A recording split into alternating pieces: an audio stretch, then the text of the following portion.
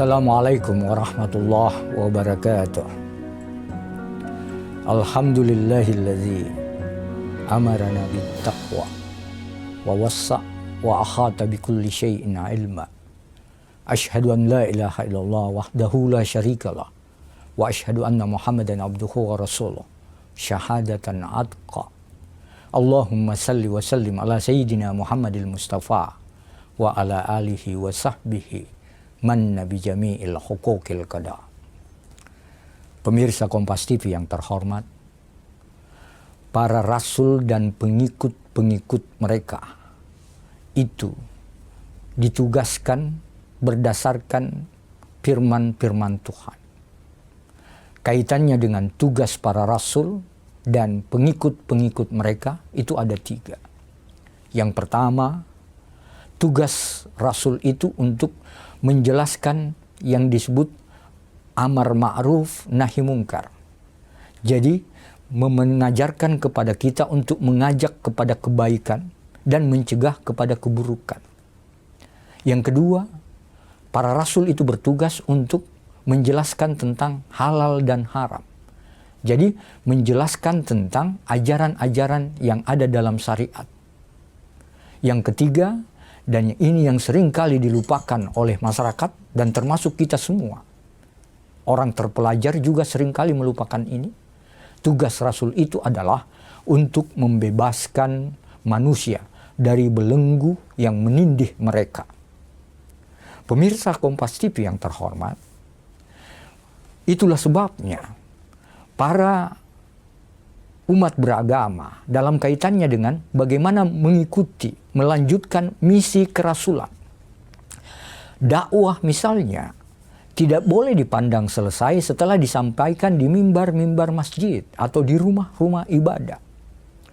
Pengajian jangan dipandang sukses pada saat masjid itu melimpah atau pengikutnya, pesertanya itu banyak.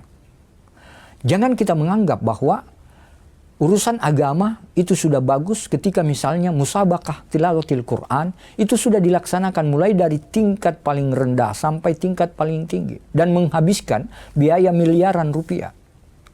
Pada saat yang sama, banyak orang-orang yang hidup pada rumah yang sudah hampir roboh itu tidak bisa mengganti tempat tinggal mereka. Banyak di antara orang tua yang harus berjuang, bekerja keras untuk melanjutkan seperti apa anaknya itu bisa mengenyam pendidikan. Bahkan tidak sedikit di antara perempuan yang menggadaikan atau mempertaruhkan kehormatannya itu karena untuk melanjutkan hidupnya. Dalam posisi seperti ini kita harus bicara Islam sebagai pembela kaum marginal. Itulah sebabnya kalau kita perhatikan kenapa di Indonesia ajaran Islam itu begitu cepat tersebar.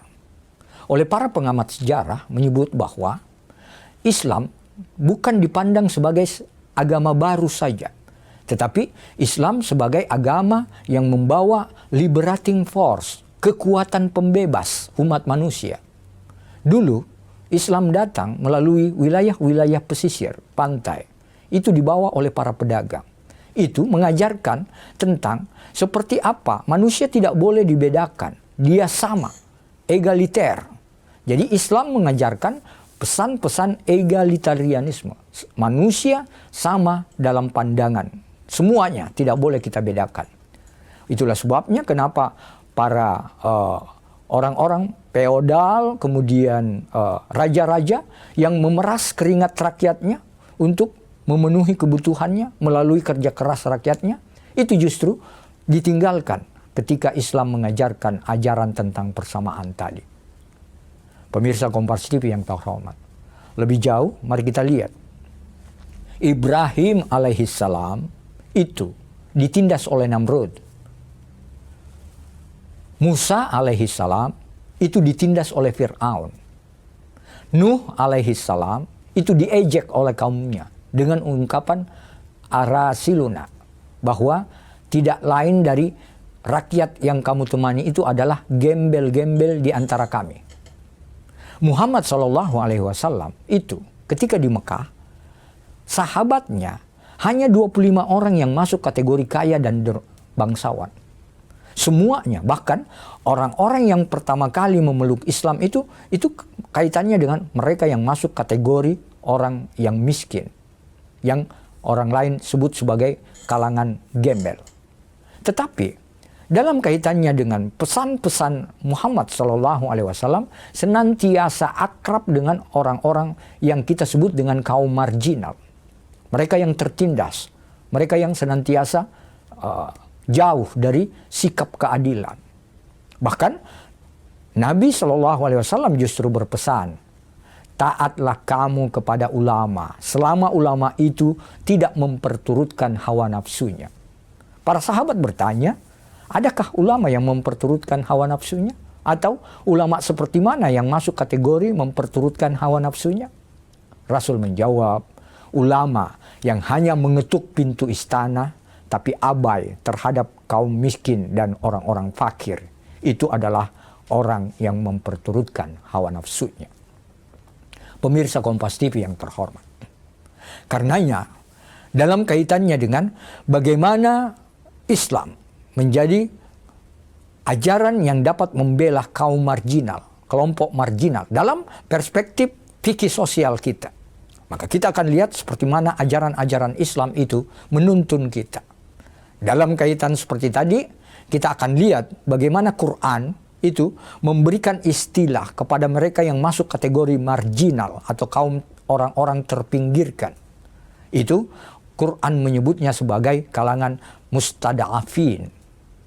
Kalau orang yang menindas itu disebut dengan mustada'if.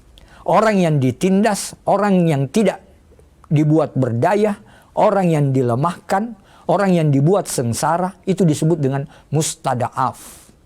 Jadi Quran jelas menggunakan term du'afa, da'if, lemah. Sebagai ilustrasi, orang kaya itu tidak masuk kategori du'afa.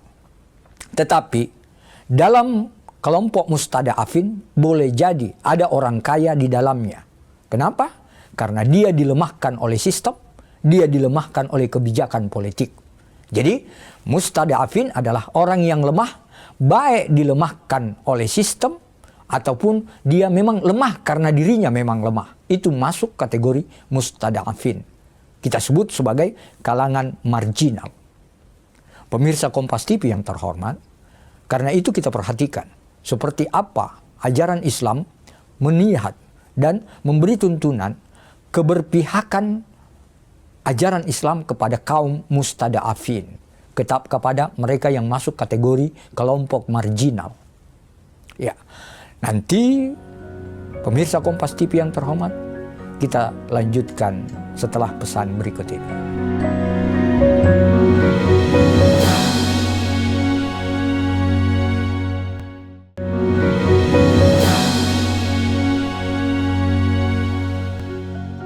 Pemirsa Kompas TV yang terhormat, kita lanjutkan kajian kita. Jadi kita sebut tadi dalam kaitannya dengan kelompok marginal atau kaum mustada'afin. Kalau kita sebut sebagai ilustrasi, orang kaya tidak masuk kategori du'afa. Tetapi mustada'afin boleh jadi di dalamnya ada orang-orang kaya tertentu. Karena dia tertindas atau dilemahkan oleh sistem atau dilemahkan dengan kebijakan politik. Sekarang kita perhatikan seperti apa Al-Quran atau kelompok-kelompok mana saja yang disebut oleh Al-Quran sebagai kaum mustada'afin atau kelompok marginal. Quran itu menyebut kelompok mustada'afin di antaranya yang pertama kaum perempuan. Yang kedua al-yatama, anak atau orang-orang yatim. Ketiga al-masakin, orang-orang miskin. Yang keempat ibnu sabil, orang-orang yang dalam perjalanan yang membutuhkan bantuan, bekal. Yang kelima orang yang berutang. Dan yang keenam yang tawanan atau mereka yang sengsara. Jadi semua itu disebutkan dalam Quran. Meskipun kelompok yang pertama kaum perempuan itu tidak secara tegas disebutkan dalam Al-Quran. Tetapi mari kita lihat Seperti apa ajaran Islam membela kaum marginal, dalam hal ini kelompok perempuan. Ajaran Islam kita lihat pada sunnah-sunnah Rasul. Kalau dalam Quran tadi kita katakan, nanti kita lihat penyebutan al-yatama, al-masakin, ibnu sabil, begitu juga al-fuqara dan tawanan, begitu juga mereka yang sengsara. Itu dalam beberapa ayat Quran memang bersambung antara melaksanakan sholat dengan kepedulian terhadap kelompok ini. Sementara untuk kelompok kepedulian Islam terhadap kaum perempuan, coba kita lihat. Sejarah menyebutkan di masa Umar bin Khattab itu menyatakan bahwa kami tidak pernah memberikan kedudukan kepada perempuan seperti kedudukan yang diberikan oleh Islam setelah datang. Apa maknanya? Bahwa sebelum Islam datang, kaum perempuan sama dengan nasib mereka di negara-negara atau wilayah-wilayah lain. Mereka tertindas, mereka termarginalkan. Maka Islam datang untuk memperhatikan kaum perempuan, membebaskan mereka dari penindasan, membebaskan mereka yang kita sebut dari apa yang kita sebut supaya dia tidak termarginalkan. Coba perhatikan sabda-sabda atau pesan-pesan Rasul. Rasul berpesan, siapa di antara kamu yang memiliki anak perempuan, lalu dia mendidiknya, memelihara, menikahkan dia dengan baik, maka tidak ada balasan bagi orang tua seperti ini kecuali sorga. Ini berkaitan dengan adanya sekelompok perempuan yang menghadap kepada Nabi untuk diberi kesempatan mendapatkan ilmu seperti kesempatan yang diberikan kepada kaum laki-laki. Maka Nabi memberikan kesempatan itu, membuat kelompok perempuan boleh, dan pesan-pesan Rasul mengatakan bahwa menuntut ilmu itu wajib bagi muslimin dan muslimat, laki-laki dan perempuan. Sehingga Ibnu Asakir itu menjelaskan bahwa ada 80 orang perempuan yang masuk kategori ahli hadis. Itu berarti bahwa Islam memberikan kedudukan kepada kaum perempuan itu sebagai orang yang harus dibela haknya, diberi haknya. Baik dalam hal ilmu, begitu juga dalam hal pendapatan, kerja. Satu ketika, seorang gadis datang kepada Rasul. Ya Rasul, orang tuaku menikahkan saya dengan lelaki yang tidak saya cintai. Rasul mengatakan, kamu boleh justru mengembalikan maharnya.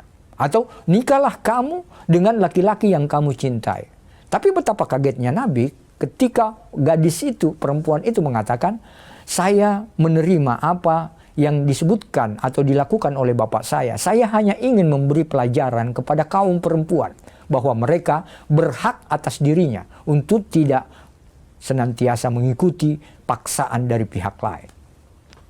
Dalam kesempatan lain juga, seorang perempuan mengatakan, ya Rasulullah, saya telah disakiti atau kekerasan dalam rumah tangga terjadi pada diri saya. Suami saya kasar, dan dia senantiasa melakukan sesuatu yang di luar penghargaan terhadap kaum perempuan. Apa kata Nabi? Nabi mengatakan, kamu boleh mengembalikan maharnya dan kamu boleh menuntut perceraian atau khulu. Islam menyebutnya dengan talak tebus. Apa maknanya? Bahwa perempuan dibenarkan untuk membela, mempertahankan haknya dalam kaitannya dengan kehidupannya dengan suaminya, dengan kaum laki-laki. Pada kesempatan lain, Umar bin Khattab itu menyampaikan agar supaya kaum perempuan tidak memasang mahar mahal-mahal atau tinggi. Tetapi seorang perempuan lalu mengadakan protes. Wahai Umar bin Khattab, ajaran Islam mengajarkan kepada kami bahwa mahar itu adalah pemberian wajib seorang laki-laki kepada perempuan yang akan dinikahinya. Lalu Umar mencabut pernyataannya. Dia mengatakan perempuan ini benar dan Umar salah. Apa maknanya? Ternyata apa yang dilakukan oleh perempuan ini lebih dulu dari apa yang telah dilakukan oleh Freddie Friedan, seorang wanita Amerika Serikat yang menuntut hak kaum perempuan. Begitu juga jauh sebelum revolusi Prancis yang selalu mengusung ada slogan, ya, senantiasa mengusung liberty, ya, fraternity, dan kesetaraan. Jadi Islam mengajarkan tentang bagaimana kaum perempuan itu justru harus dihargai seperti apa kita menghargai anggota masyarakat yang lain dalam kaitannya dengan hak-hak mereka. Pemirsa Kompas TV yang terhormat, karena itu pembelaan kaum perempuan dari Islam, kalau perempuan disebut dengan kaum marginal, maka kita sebutkan bahwa Islam senantiasa peduli, senantiasa memihak kepada mereka yang masuk kategori kaum marginal. Karena itu, pemirsa Kompas TV yang terhormat, kita lanjutkan setelah pesan berikut ini.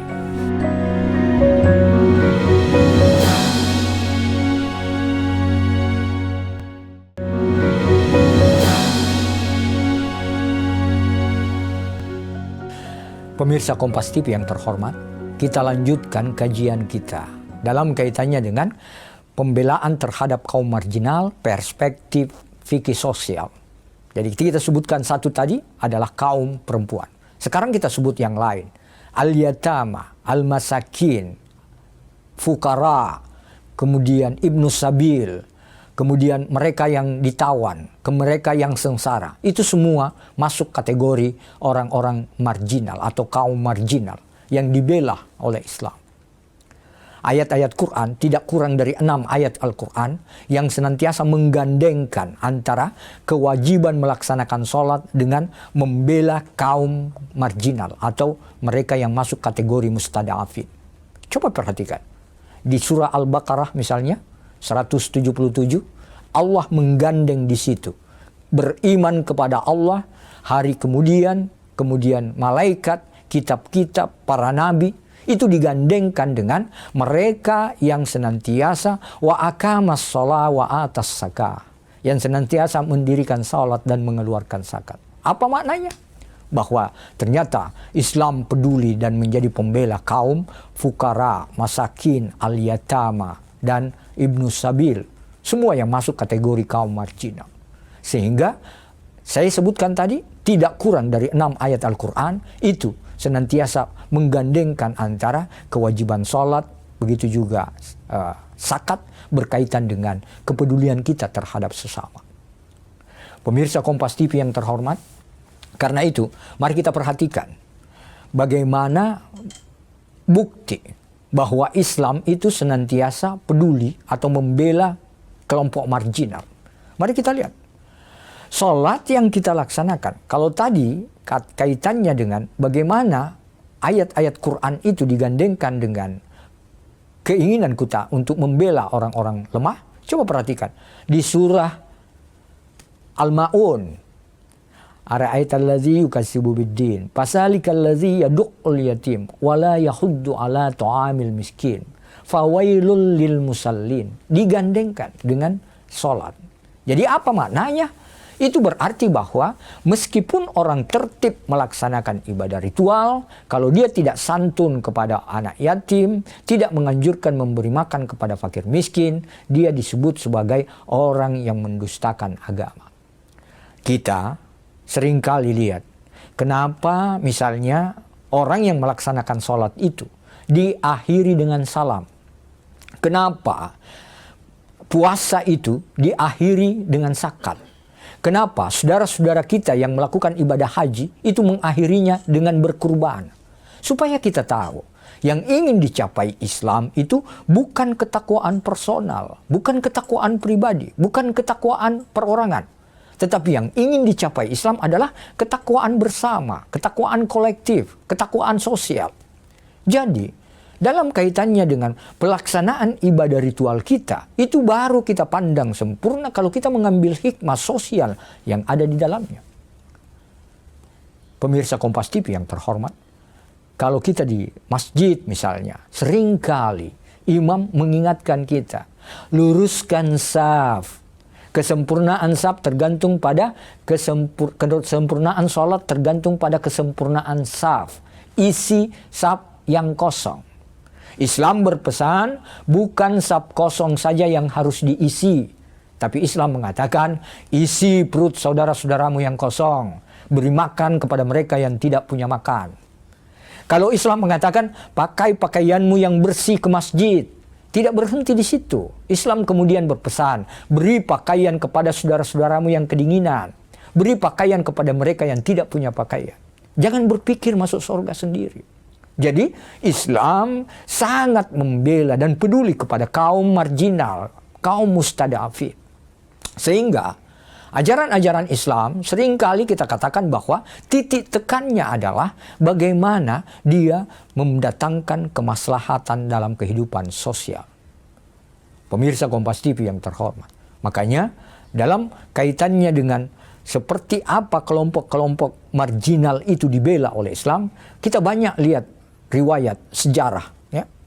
Banyak diantaranya seringkali kita baca, kita dengarkan bahwa Islam itu senantiasa, seperti yang saya sebutkan tadi, bahwa Nabi saja waktu di Mekah punya sahabat, punya teman, hanya 25 orang yang masuk kategori kaya dan bangsawan. Selebihnya itu adalah orang-orang miskin, orang-orang fukara. Bahkan mereka yang masuk kategori orang miskin itulah yang awal mula banyak memeluk Islam. Karena seperti tadi, ketika Islam mengajarkan tentang egalitarianisme, paham persamaan. Tidak boleh ada perbedaan, apakah berkaitan dengan pangkat, jabatan, status sosial, ya, pengaruh. Tidak boleh ada perbedaan. Kenapa? Karena Islam memandang manusia itu sama. Ya. Dalam kaitan itu, maka Islam senantiasa menjadi pembela-pembela kaum marginal. Itulah sebabnya kita katakan bahwa ajaran-ajaran Islam menuntun kita teristimewa dalam kaitannya dengan seperti apa kita memiliki kepedulian terhadap sesama. Ya. Bahkan seringkali pesan-pesan Nabi mengukur keimanan itu, bahkan ayat-ayat Quran. Coba kita perhatikan. Ayat Quran ketika mengidentifikasi ketakwaan seseorang bukan dari seberapa banyak dia beribadah ritual, tetapi justru disebutkan adalah seberapa besar dia bermanfaat bagi sesama. Kalau Nabi jelas pesan, Hairun nas ampa'hum linnas. Sebaik-baik manusia adalah yang paling bermanfaat bagi sesamanya. Quran memberikan penegasan bahwa ketakwaan itu bukan diukur dari seberapa banyak dia beribadah ritual, tapi seberapa besar dia bermanfaat bagi sesamanya. Mari kita sebutkan satu di antaranya. Kalau Allah dalam Al-Quran itu menyebutkan, alladzina yunfikuna fis sarra'i wad darra, mereka yang menginfakkan rezekinya di waktu lapang dan di waktu sempit. Itu berkaitan dengan kehidupan sosial. Wal qadiminal ghaid, mereka yang senantiasa mengendalikan amarah emosinya, sosial. Wal afina anin nas, memaafkan sesamanya. Wallahu yuhibbul muhsinin. Allah sangat cinta kepada mereka yang gemar melakukan kebajikan. Semuanya berkaitan dengan kepedulian kita terhadap sesama, sosial. Nanti pada ayat berikut baru Allah berkaitan dengan sosial. Mereka juga tidak lupa untuk senantiasa memohon ampun terhadap kesalahan-kesalahan yang mereka lakukan. Jadi dalam kaitannya bagaimana Islam menjadi pembela kaum marginal dalam perspektif fikih sosial, kita lihat dalam kehidupan sosial. Itulah sebabnya Islam itu penekanannya bukan pada aspek ritual, bukan pada aspek mistik, bukan pada aspek intelektual. Tapi Islam itu menitik beratkan pada aspek sosial. Pemirsa Kompas TV yang terhormat, banyak contoh diantaranya dapat kita sebutkan dalam kaitannya seperti apa ajaran Islam penekanannya pada aspek sosial. Dalam kaitan itu kita lihat dalam kehidupan sosial keseharian kita, Nabi seringkali mengaitkan ketakwaan itu, misalnya man kana yu'minu billahi wal yaumil akhir falyaqul khairan aw liyasmut. Siapa di antara kamu yang beriman kepada Allah dan hari akhir, hendaknya dia berkata benar. Kalau tidak bisa berkata benar, hendaknya dia diam. Satu. Man kana yu'minu billahi wal yaumil akhir falyasil rahimahu. Siapa di antara kamu yang beriman kepada Allah dan hari akhir, hendaknya dia menyambung persaudaraan, silaturahim. Man kana yu'minu billahi wal yaumil akhir falyukrim jarahu. Siapa di antara kamu yang mengatakan diri beriman kepada Allah dan hari akhir, hendaknya dia menghormati, menghargai tetangganya, tamunya, mitra kerjanya. Bahkan secara tegas Nabi mengatakan, tidak sempurna keimanan salah seorang di antara kamu yang tidur lelap karena kekenyangan, sementara tetangganya tidak dapat tidur karena lapar. Betapa ajaran Islam menunjukkan pembelaannya kepada kaum mustadafin. Pemirsa Kompas TV yang terhormat, karena itu mari menjadi umat atau anggota masyarakat yang tidak hanya berpikir tentang dirinya sendiri. Jadi jangan menjadi orang yang egois, yang hanya ingin untuk bagaimana dia selamat sendiri, bahagia sendiri, sejahtera sendiri, tertib sendiri. Mari kita justru menjadi seperti yang disebutkan oleh pesan-pesan ajaran agama, bahwa Rasul datang beserta pengikutnya harus melanjutkan misi kerasulan. Apa itu? Dia harus memperbaiki masyarakat setelah dia memperbaiki diri. Dia harus senantiasa memberi petunjuk setelah dia mendapat petunjuk. Bukan orang yang merusak masyarakat atau orang yang menjadi yang rusak. Islam sekali lagi adalah pembela kaum marginal. Karena itu, pemirsa Kompas TV yang terhormat, mari kita semua, termasuk orang-orang yang tidak hanya taat beribadah ritual, tapi mari juga kita termasuk pembela-pembela kaum mustadafin. Demikian pemirsa Kompas TV yang terhormat, terima kasih atas segala perhatian. Mohon maaf bila ada hal yang kurang berkenan. Hadanallah wa iyyakum. Assalamualaikum warahmatullahi wabarakatuh.